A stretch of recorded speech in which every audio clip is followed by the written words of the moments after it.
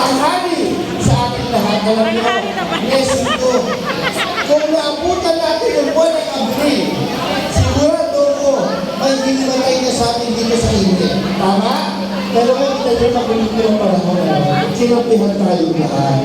Pero bago lahat, nagpapasalamat ako sa ating mahal na puno barangay, ang ating kaibigan, Kapitan Rich Mercado. Maraming salamat. Siyempre, ang ating mga kagawan, Kagawan Felix and Pino. Kagawan Felix. Ayos, Kagawan Felix. Pakala ko, audience ko yun. Oo. Ang ating number 1 kagawan, Kagawan Hilda Salcedo. Kagawan Hilda. Ang ating former barangay captain, Rodel Cadigas. Yes, tayo ulit.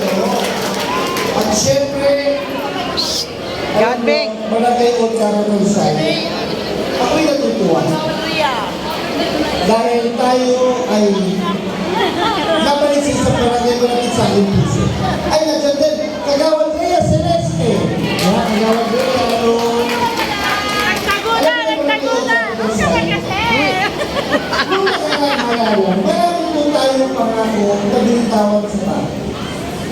Ang sinabi ko sa inyo, kapag si Marvin Lilio ang naging congressman nyo, lahat ng tao tatanggap ng 2,000 piso. Marami dito, hindi ko nakasama nakakahalala. Maaaring namin sa kaya. Pero masaya ako. Masaya ako dahil nandito kayo sa harapan ko, pinag-iigyan nyo ko, binigyan nyo ko ng pagkakataon para yakapin kayo at isama sa programa ni Marvin Lilio. Maraming salamat. Gusto kong sabihin sa inyo, hindi nyo man ako tinulungan, mahal na mahal ko pa rin kayo at handa ko kayo yakapin lahat. Kaya ang aking sorpresa, sa darating na Oktubre, sa darating na July, sa aking State of the District Address, iimbitahan ko kayo at bibigyan ko lahat ng Mandirino ng alis na tigdadalawan niyo. Yan, please. Project natin yan, please, ha? Sa October, sa July, bibigyan ko lahat sila ng 2,000 piso. Okay? Pero alam nyo, iba na po ang level na servisyo natin. Bakit? Ang ating kampanya ng araw na sinabi ko, panahon ng pandemya, hirap na hirap ang tao, umasa tayong lahat sa biyaya ni Dirigay ni Mayor Joy Pumonte. Si Mayor Joy, hindi kayo pinabayaan. Naka-lockdown kayo, kumpletong linggo may ibigay na food box. Ang tanong ko, bakit hindi na ibigay ang tulong pinansyal na 2,000 piso kada taon? Tama? Panahon ng pandemya noon, bakit walang 2,000 piso? Pipiliin ang bibigyan, 100, 200 tao. Pag malapit ka kay Kagawan, malapit ka kay Kapitan, kasama ka. Pero kung hindi ka malapit, sorry ka. Tama? Pero, kita nyo naman, kay Marvin Lilio, unang taon pa lang, sa Barangay Otcaro ng Side, 3,000 tao na ang tumanggap ng 2,000 piso. At ngayon, itong taon na ito, nagsisimula na kami magpalis ng kapitan. Ang bibigyan namin muli sa Otcaro ng Side, ang 1,000 tao na. Kasama na yung mga hindi nakatanggap na una, tatanggap na ngayon. Ang 2,000 piso. Kasi yun ang sinasabi ko. Ang tunay na servisyo, dapat nararamdaman ng tao, tama? Kasabihin niya, magaling ako. Number 1 ako. Pero ano ba ang natatanggap sa impyerno? Wala. Papakakuha kayo. Pero kay Marvin Lilio, sisiguraduhin ko. Nararamdaman nyo, ang pera ng congressman, nakatanggap ng tao bayan. At hindi lang siya nagtatapos. kaibigan, marami nagsabi sa akin, Hagin, bakit sa lungsod na Makati, libre ang pag-recording sa campus ng mga estudyante? Sa Quezon City hindi. Kami din sila ay ninyo, yung aking asawa, na ginawa ng number 1 sa OCS, nung magkakalanan, ay naghati ng proyekto niya. Meron tayong 55,000 na estudyante sa elementary high school. Libre ang bag, hatid ng sila ay ninyo. Libre ang sapatos, libre ang uniforme, hatid ng inyong congressman para makati na po ang 4th district ng Quezon City. Nung araw sa dating na naupo, walang programa sa may sakit. Pag ika'y nagpapadialysis, hindi ka ng tulong. Pag hindi ka nabigyan ng tulong, sorry. Pag nabigyan ng tulong, napakaliit. Magkano dialysis ngayon? 2,000 piso. 2 beses at 3 beses sa linggo. 18 at 32 speed kada buwan. Saan na tayo ikuha ng malaking pera? Eh, ang anak buhay natin, trabaho natin, visa ng Israel, buwan-buwan, andyan ang upa, tubig, kuryente, pagkain, gastusin lahat ng buong pamilya. Ano nangyayari sa may sakit? Namamatay nila, kawawa naman. Tandaan nyo,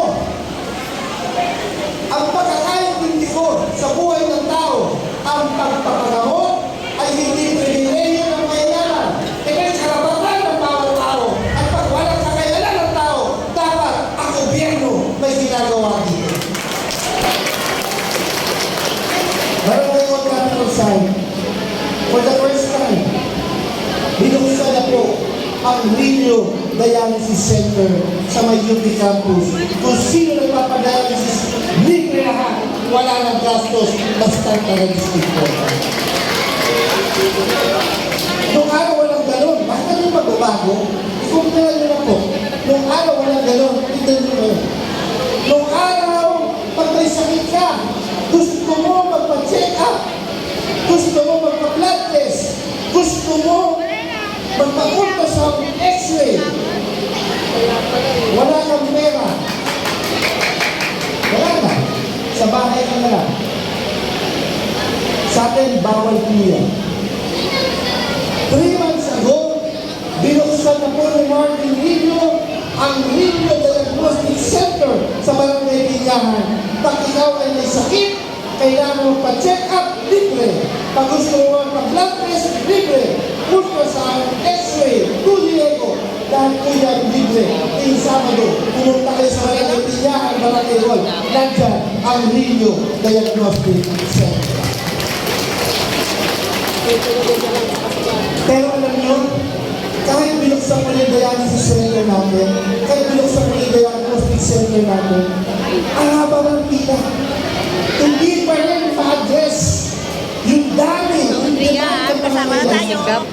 Doon mo makikita na Hinati mo ba si Cap? laki ng problema Kalimutan ko sulat doon sa papel na yan. Sabi nga niya, wala yan si Ate Olive na mapansin. Ay, Kaya isang araw, huli ko na siya nakita. Bakit ka pa napansin? sa East Avenue. Sorry ako sa kanya. Hindi Sa ko ba siya bayan sulat ng doon sa reseta Agosto, ko?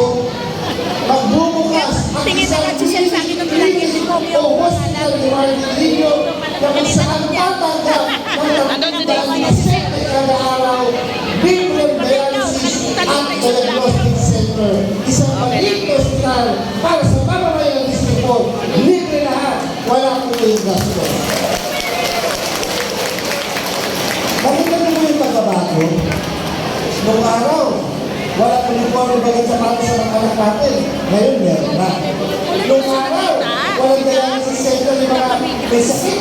Ngayon, meron. Pinaupo na siya Noong araw, may sakit ka.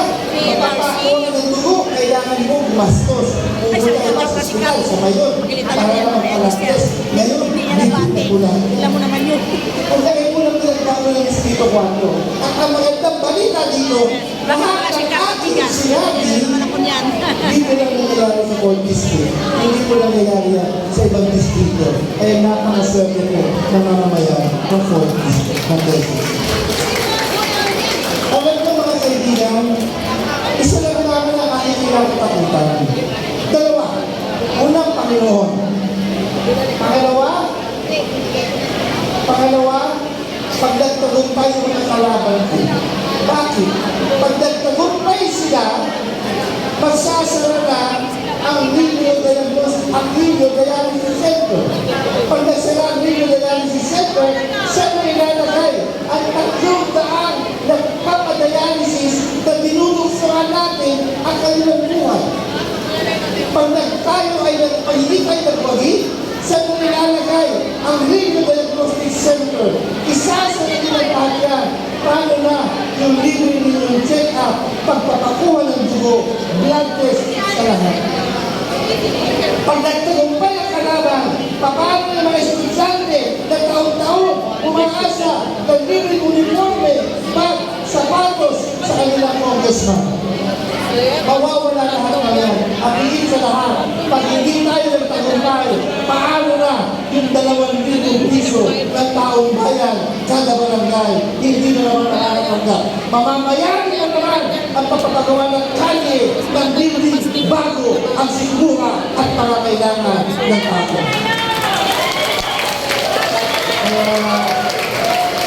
Ano po tayo sa pag-iisip po tayo? Sana po magtulungan tayo. Dahil ang ginagawa ko ng mga ito hindi para sa akin. Para po sa inyo ito. Yung dialysis center, yung diagnostic center, yung uniforme bagat sapatos, yung ayuda sa tao, wala pong magirin nyo doon. Kundi para sa taong bayan po yun. Yun na po ang aking inaalala. Darating ang panahon. Maraming lalapit, maraming magsasabi, maraming magbabayad. Pero tandaan po namin, sa ating puso at isipan, alam nyo kung sino tunay na may malasakit at nagmamahal sa inyong lahat. Kaya ka, sana matapos natin kami yung pag-program namin. Medyo magaling ito, kasi hindi na programa ko. Lagi si Ate Olive nagtatampo sabi, hindi kasama. Bakit barangay o teatro sa inyong kaliiwan? Magaling nga ang pagkakamulit ipatuloy ito. Since last year kayo. Sa inyong lahat, papasalamat ako siyempre sa ating Mayor Joy Del Monte. Palagpagan po natin. Ang ating Vice Mayor Ian Soto. At